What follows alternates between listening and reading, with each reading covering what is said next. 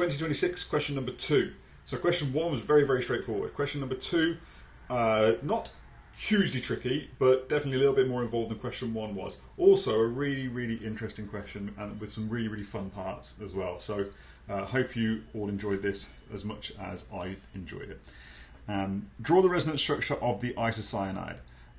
So all we're doing is we're taking the electrons that are between the nitrogen and the carbon and we're going to put them onto the nitrogen. So we're taking electrons away from carbon, so carbon is going to lose its negative charge, and we're giving electrons to the nitrogen, so the positive charge in the nitrogen is going to go away. That was really, I think a lot of people were fine with sort of this, okay, because obviously this lone pair here isn't doing anything. It's the electrons in the bond that are going onto the nitrogen, but people got a little bit confused about the charges. But all I'm doing, I mean, these are just formal charges, so you can work them out. So don't add those on because the carbon is losing electrons, the nitrogen is gaining electrons. You know, this is the normal situation for nitrogen to have 3 bonds and 1 lone pair. So there, it's sort of, it's not a problem. It doesn't need any charge on it. Isocyanides can be prepared by nucleophilic substitution. Really important that you see the nucleophilic substitution there. When AgCN is added to allyl bromides, this is my allyl bromide, the products are compound A. So this is my odd isocyanide here. The reason it's odd is because if you have AgCN, or down here NaCN, we're thinking Cn minus, and usually we're thinking of the carbon as being the nucleophilic end. So we would expect the carbon to be kicking out the bromine here. But what you've got here is this nitrogen.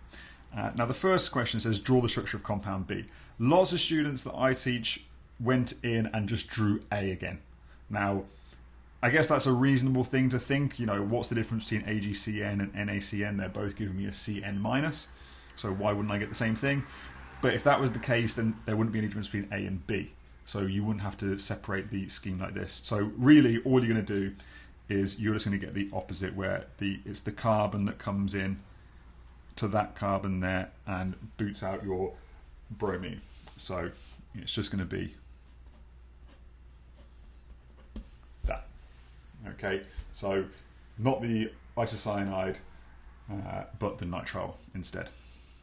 Okay, identify the cream-coloured precipitate. Free mark for anybody that's been paying attention in class. That is your silver bromide, obviously. Just standard chemistry knowledge.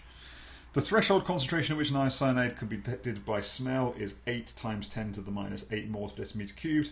Calculate the number of moles present at this detection limit in a room of 50 meters cubed. Okay, so fantastic. I know there's this many in a decimeter, so I work out how many there. I know that there's many moles in a decimeter. I work out how many moles there are in 50 meters cubed, and then multiply that by Avogadro's constant. Okay, so straightforward. 50 meters cubed equals how many decimeters cubed? Well, 1 meter cubed is 1,000 decimeters cubed. It's 1,000 liters, right? Because it's 10 times 10 times 10. So this is going to be 50,000 decimeters cubed. So then I do 8 times 10 to the minus 8 times 50,000. Is going to give me my number of moles. So 8 times 50 times 10 to the power of, what am I doing? 8 times 10 to the minus 8 times 50 times 10 to the power of 3 gives me 0.004. 0.004 moles. And then I do 0.004 multiplied by Na to give me 6.022 times 10 to the 23. Give me 2.41 times 10 to the power of 21 molecules. Okay, again, also a pretty easy Avogadro style calculation. Then we are down to part D. Isocyanides can also be produced by dehydration of compound C. So compound C gives me my isocyanide, and then compound C can be hydrolyzed to give amine RNH2 and compound D. Elemental analysis shows that D is 26.1% carbon by mass. Draw the structure of compound C and D. Now, this is quite interesting. So when I did this myself, I saw that C was 26.1, and I figured just intuitively that this was probably going to be methanoic acid. So I just assumed that it was carbon, oxygen, and hydrogen. No, I think I wrote down the formula for methanoic acid and then worked backwards to work out the percentage by mass of carbon, and I found it was 26.1, so I was fine. That might not be as obvious, so let's have a look at another way. By going from C to here and C to here, what I can do is actually I can start here. Okay, start with this one, and then if I add H2O, I get C. And then if I add H2O again, I get this and this. Okay, so what I've done is I've added 4 hydrogens and 2 oxygens from this to get this. Okay, so if I've added 4 hydrogens and 2 oxygens, I've got 2 hydrogens here, which means in D, I must have 2 hydrogens. I've added 2 oxygens, and I've got no oxygens here, so I must have 2 oxygens. And I had a C here, and I've not got a C here, so I must have a C here. Okay, so at this point, evidence looks very strong that D is going to be methanoic acid, because that gives me 1 carbon, 2 oxygens, 2 hydrogens. So I'm just going to go in and I'm going to draw that in there. That's that. No problems there. But I still haven't worked out what C is. So compound C. Well, if the products of my hydrolysis are an amine and an acid, right? So essentially what I'm going to do in order to get C, my products, look at my products are going to be what did I say it was here? RNH2, and an acid. Okay, if those are my products from C, then this is going to be an amide hydrolysis. So it's going to have to be RNHOH, and that is going to be my compound C. And then when I break it along here, it's going to give me these 2 products. All right, and all I need to do to double check is just make sure that this has got 2 hydrogens and 1 oxygen more than what I started with. So if I take this and I add a hydrogen there, an oxygen there, and a hydrogen there, then I get my compound C. Okay. All right. And then we start to get a little bit complicated. So amines can react with trichloromethane and sodium hydroxide to form isocyanides. Fine. This is known as this person's test. Zaitsev. Sorry about the pronunciation.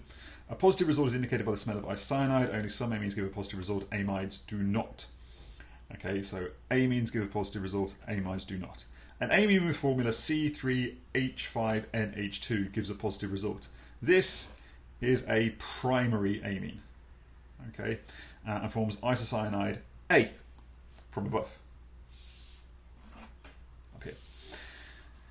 Without producing any other organic products, so nothing else with carbon in it. Write the equation for this reaction to form isocyanide A. Write all species as molecular formulae.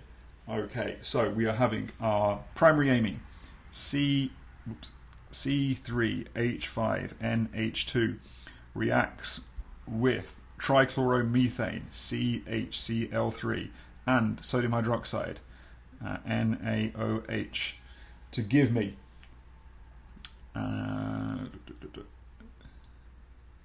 without producing any other compounds, produces isocyanide A. Isocyanide A is this one up here. So this is 1, 2, 3 carbons, C3, 1, 2, 3, 4, 5 hydrogens, H5N. I think I've missed a carbon. Let me just double check this. 1, 2, 3, 4 carbons. 4 carbons, what am I talking about? 4 carbons. 4 carbons. C4H5N. And then my other products are not organic, right? Which is fine because I've used my 3 carbons and my 1 carbon here to make 4 carbons. So I'm going to make NaCl. That takes care of my sodium and my chlorine. And I've just got oxygen left over.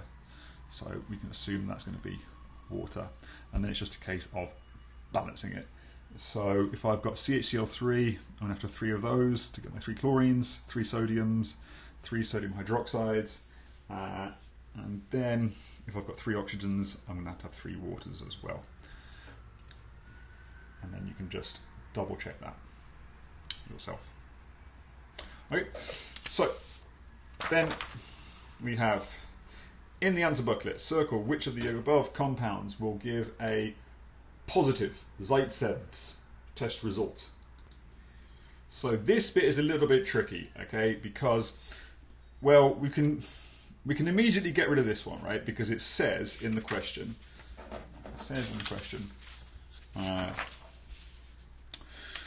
only some amines give a positive result, amides do not. Okay, so we can get rid of the amide, no problem. And then we're looking at the amines. Now the problem is we've got a secondary amine, we've got a tertiary amine, we've got a primary amine, secondary amine, secondary amine. Okay, so we need to decide which kind of amines are going to do this. Now the example we're given is a primary amine. Alright, so at this point I feel like it's a pretty safe bet to go ahead and circle our primary amines. Okay, and then we need to decide, okay, so we've gone for that one, we've gone for that one. Then we need to decide, are our secondary and our tertiary amines going to do this? At this point we want to, like, you know, take a bet and say no, but if we look, we need to form a triple bond between the carbon and the nitrogen. All right, so this is my original, if you imagine if this came from a primary amine, this is my original carbon-nitrogen bond, and I'm going to form 3 new bonds to the carbon. If this is a secondary amine, it's not going to be able to form that triple bond without breaking one of the original nitrogen-carbon bonds. I'm not sure if that's the real legitimate reason for why it can only be primary amines. It might be something completely different, but that's what I'm going to go for at the moment. Okay. If you have a better theory, please let me know. Isocyanides can react with the carboxylic acid and an aldehyde or ketone in one step to form a single product. This is called the Passerini reaction. R1 to R4 indicate variable substituent groups. This question, really, really good. A key intermediate in the synthesis of antiviral drug teloprevir is E, using a Passerini reaction. Draw the 3 molecules that make this. So basically, what I have to do is, in this compound here, identify R1, R2, R3, R4, and then draw these 3 that would make this. So a little bit of investigation needs to go on. All right, so where can I find an ester group? Okay, because there's an ester group here, and there's an amide here. All right, so the only ester is this here. Okay, so immediately this here, that's R1. Perfect. All right, but then, rather confusingly, I've got 2 amides. So I've got this amide here, and I've got this amide here. And I need to decide which one of those amides is equivalent to this amide here. Okay, so what I can do is I can go from the oxygen of my ester along to my amide. So I'm going to go 1 carbon, 2 carbons, 3 is my nitrogen. So here I go 1 carbon, 2 carbon, 3 is my nitrogen.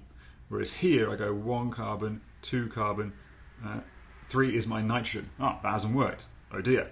But if I go back and try the same thing again, I go 1 carbon and then 2 to my carbonyl carbon. All right. So here I go 1 carbon, 2 to my carbonyl carbon. Here I go 1 carbon, 2 not a carbonyl carbon. All right. So that means that this here, this is my, let's do it like that. This is my R2. So the only thing to finally do then is to work out R3 and R4. Now the best way to do that is to identify this carbon here. Okay, because this carbon here is going to be this carbon here. So this carbon is between the oxygen from my ester and the carbonyl carbon here. So the oxygen, the ester is here, the carbonyl carbon is there, so it's this carbon here. So the two groups bonded to this carbon are my R3 and my R4, and you can see they've been really sneaky because one of those is the implicit hydrogen. Okay, so R3 we'll say is hydrogen, and then R4 is this whole thing here, this big mess of stuff here. That is my R4. So let's now go in and write them. So this should be fairly straightforward. So all I do is I take my R1 here, which is a methyl, and I'll put that on there. So that's going to be ethanoic acid. Then I'm going to take my R2, which is my cyclopropane, which is bonded to the nitrogen. So there it is there. So I'm going to take my cyclopropane, NC, like that. And then I'm going to take this ketone, although it's not actually a ketone, it's actually an aldehyde because R3 is a hydrogen. So I'm going to put here HO, and then the rest of this group, let's see if I can get both of them on the screen at the same time. Okay, the rest of this group is this group here. So I'm going to go down to, let me double check, where am I? Okay, so this carbon is this carbon, then this carbon, okay, and then I've got this propyl group, 1, 2, 3, and then I've got this to the NH. Oh, this is getting a little bit messy. And then I've got this 5-membered ring. Really need to make sure I don't get this wrong at any point, to an R, like that. And then the other 5-membered, I've done this in a really unhelpful way by doing it sort of upside down. But you should be able to double check and make sure everything joins up the way that I really got in trouble drawing it over here. I should have just drawn the propyl group up at the top and then drawn this down below. But yeah, that's your R3 and R4. Whenever I'm doing a question like this and I start to get a little bit confused, personally I find it very, very helpful to just work out, which carbon is which carbon. So if this is the carbon in the original starting material, then I know that that must be this carbon here, and then I can find that carbon in here. Because it's really easy. I think a lot of people thought that this carbon was actually the carbon that R3 and R4 was bonded to. So instead of having the propyl group here, they had the propyl group over here. But if you realise it's this one, you can find out that the R3 is actually a hydrogen. Okay. All right, let's carry on. By combining multiple different isocyanides, carboxylic acids, and aldehydes, ketones, many products can be made. So Isabel has the following compounds in her cupboard. So she has 1 isocyanide, 2 isocyanide. She has 1 ketone, 2 ketone, 3 ketone, and she has 1 carboxylic acid, 2 carboxylic acid, 3 carboxylic acid. Calculate the number of possible Passerini reaction products Isabel could make. All right. If your combinatorics is strong at this point, the answer should be obvious. If not, then you just need to think about it like this, right? These can react in any order, but I need 1 of each. Okay, so the order's not important, by which I mean it doesn't matter if I go this one, this one, this one, or this one, this one, this one. Okay, so I'm going to call my cyanides A. So I've got A1, A2. That's those two. Then I've got my ketones. I'm going to call B1, B2, B3. And then my carboxylic acids, C1, C2, C3. And if you're not strong at combinatorics, at this point it should be clear. I'm going to go A1, B1, C1, A1, B1, C2, A1, B1, C3 are 3 different. And then I can do the same here with B2. So then I get 3 more. Down here, 3 more. Okay, which is, how many is that? 9. And then I can do the same with A2. A2, B1, C1, A2, B1, C2, A2, B1, C3. So that's 3, and I get 3 here, and I get 3 here. Okay, or you just do 2 times 3 times 3. It's obviously the easier thing to do, to give you 18 possible products. Okay, then we have this sort of fun situation, which when I was doing I did a few of the questions myself. I didn't have time to do them all, but I did a few of them. So the next question is, on the general structure of the Passerini product in the answer booklet, indicate with the star which carbon atom has the potential to be a stereocenter. Excuse me. So, if you look at this, if you look at this, which of these carbons has the potential to be a stereocenter? So, trigonal planar, no. Trigonal planar, no. And there's only one left over. All right, they've asked much more difficult stereocenter questions than that before. This is a stereocenter because there are 4. If R3 and R4 are different, then it's going to be a stereocenter. If R3 and R4 are the same, then it won't be a stereocenter, but it has the potential to be a stereocenter. That is as easy a stereocenter question as you're going to get. Okay, they've asked ones before. They give you a big, huge molecule, and they say, circle all the stereocenters, and there's like 9 of them. And if you only get 8, or if you get an extra one, you don't get the mark. But this one's very generous. And then it has chemist Cynthia. So we had Isabel, now we've got Cynthia. And then she's got these compounds, and it asks the same again. Calculate the number of possible Passerini products. Now, at this point, I was doing it in a bit of a rush when I did it the first time. I didn't read this line, count each enantiomer as a unique product. And I was really confused, because I thought, well, this question is very, very similar to this question. They've just added more compounds. Why do they have that stereocenter question in the middle of it? And obviously, the reason they had the stereocenter question in the middle of it is that you are supposed to identify that for your ketones, which are these 4 at the bottom here, this one has got 2 different groups. So that can give you a stereocenter. That can give you 2 different enantiomers. This one has got 2 different groups. Sorry, 2 same groups. So that can't give you any enantiomers. This one, 2 different groups. That will give you enantiomers. This one, 2 different groups. That will give you enantiomers. So by the same logic I used before, I've now got 2 isocyanides, 3 carboxylic acids, but now, so that's 2, that's 3, but now I've got 7 different possible, it's like, I've only got 4 of these aldehyde ketones, but it's like having 7, because whenever the R3 and the R4 group are different, I can produce 2 different enantiomers. So now it's just 2 times 3 times 7. 3 7 is 21, times 2 is 42. Am I putting this in the right place? Is this part J? Yes, 42. Okay, and then Galvin has the following compounds in his cupboard. Oh, Galvin, you need to clear your cupboard out.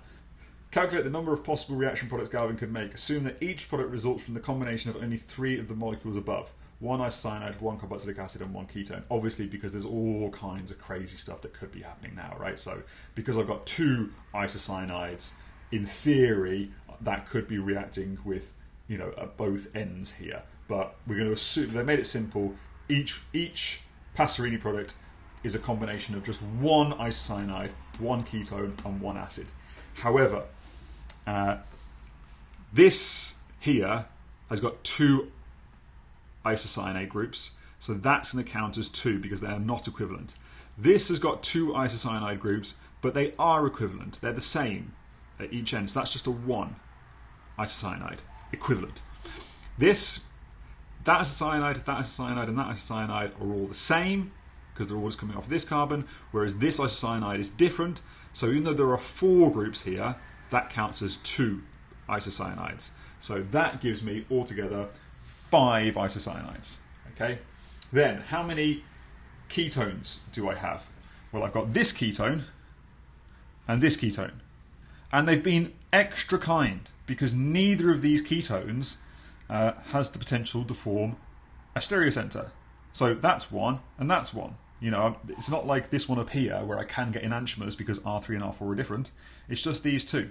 So that's going to be 2. And then my acids. Well, that has only got 1 acid group, so that's 1. And then here, this acid group, well, let's do this one first. It's quite easy to see that these 2 acids are the same. So that counts as 1 acid as well, because it doesn't matter if I use this acid or if I use this acid, it's going to give me the same products because they're equivalent to each other. This one has the potential to trip people up because you might think, okay, well, I've got this one and then I've got these 2 opposite each other. but you can see that this one is adjacent to an acid and opposite an acid. This one is opposite an acid, but it's not adjacent to an acid. And this one isn't opposite an acid. So that's 3 different acid groups. So it's going to be 5 times 2 times 5 to give me 2 5s is 10 times 5 is 50. I thought that question was a lot of fun. Really enjoyed this combinatorics bit, and I thought doing this was also a lot of fun as well. The working out the original reactants there.